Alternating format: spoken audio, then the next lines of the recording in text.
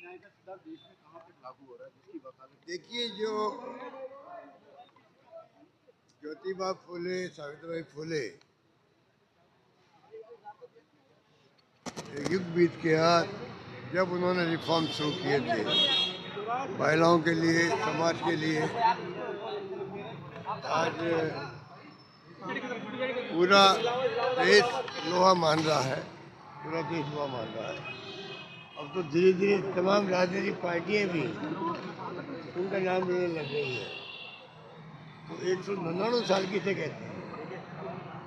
उसके पहले जिस व्यक्ति ने उसके ज़माने के अंदर जो कुछ भी सुधार के काम किए, तब तो समाज स्वीकार भी नहीं कर रहा था। उस वक्त में संघर्ष करके उन्होंने आगे बढ़ाया अपने कार्यों को, समाज सुधार को। सावित्रीबाई फुले पे कई जुल्म हुए, तब भी उन्होंने परवाह नहीं करी। कहने का मतलब कि वो व्यक्तित्व बहुत महान था। डॉक्टर अम्बेडकर साहब भी उनको अपने गुरु मानते थे। तो इस प्रकार की भावना के साथ में महात्मा ज्योतिबा फुले की जीवनी है और सबको प्रेरणा लेनी चाहिए। आज जो सबसे बड़ी आवश्यकता है, गरीब को गणेश मान के राजनीति करने की। हर सरकार का आंकलन होना चाहिए देश के अंदर।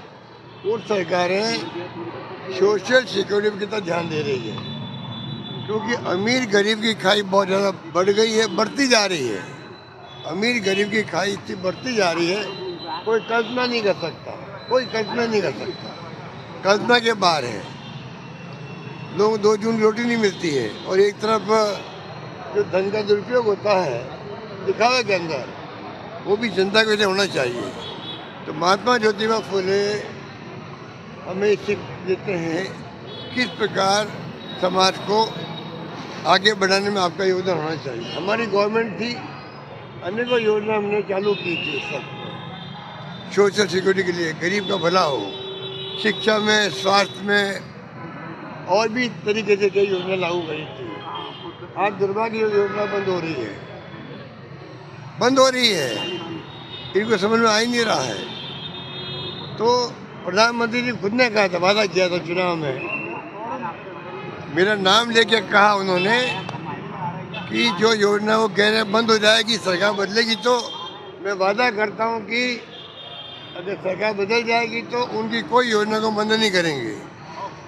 जो नरेंद्र मोदी जी ने राजस्थान की धरती पर चित्तौड़ में बातें कही हो, वो व्यक्ति तो जो है आज भी प्रधानमंत्री है, और मैं उनका ध्यान आकर्षित कर चुका हूँ कई बार। तब भी वो अपने मुख्यमंत्री को कह नहीं पा रहे हैं, या मुख्यमंत्री के हाथ में नहीं है। आज जो वादा पीएम मोदी जी ने किया है राजस्थान वासियों से चुनाव जीतने के लिए, उस वादे को, चुनाव जीत भी गए वो लोग, उस वादे पे अटल रहना चाहिए प्रधानमंत्री जी को, और मुख्यमंत्री को आदेश देना चाहिए कोई योजना मैंने वादा कर लिया है, पिछली गवर्नमेंट की कोई योजना बंद नहीं हो। दुर्भाग्य से प्रोजेक्ट बंद हो रहे हैं। जो हम लोग इंतजार शास्त्र चलाया है, वो अपना पे एक पहले प्रूफ हमारे पास में है, ये आपका आईना है। इसके अंदर योजना बंद हो रही है, दवाएं मिल नहीं रही लोगों को, पेंशन टाइम पे नहीं मिल रही है, पेमेंट नहीं हो रहा गरीबों को, सब तरह से राजस्थान जनता दुखी है। तो आज के दिन संकल्प करना चाहिए सरकारों को, सोशल सिक्योरिटी पे ध्यान दे, तब तो आपकी असली श्रद्धांजलि होगी महात्मा ज्योतिबा फुले को। कल अखिलेश यादव सर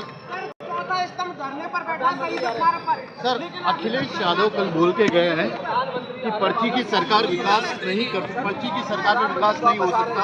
अखिलेश यादव बोल के गए कल कि पर्ची की सरकार में विकास नहीं हो सकता, वसुंधरा जी होती तो बात ही अलग होता।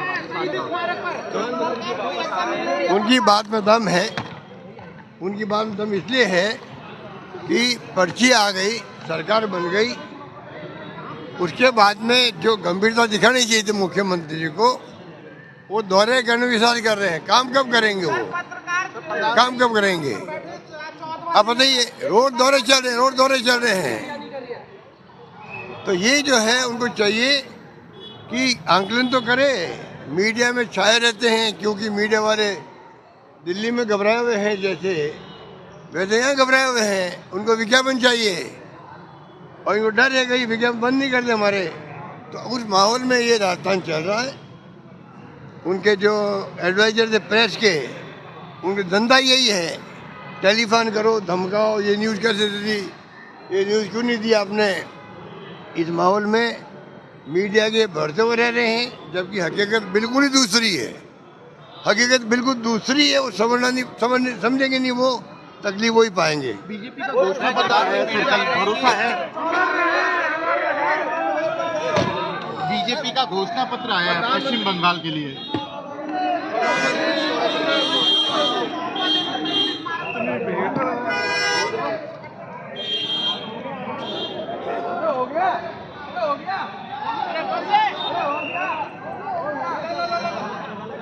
अपनी बोले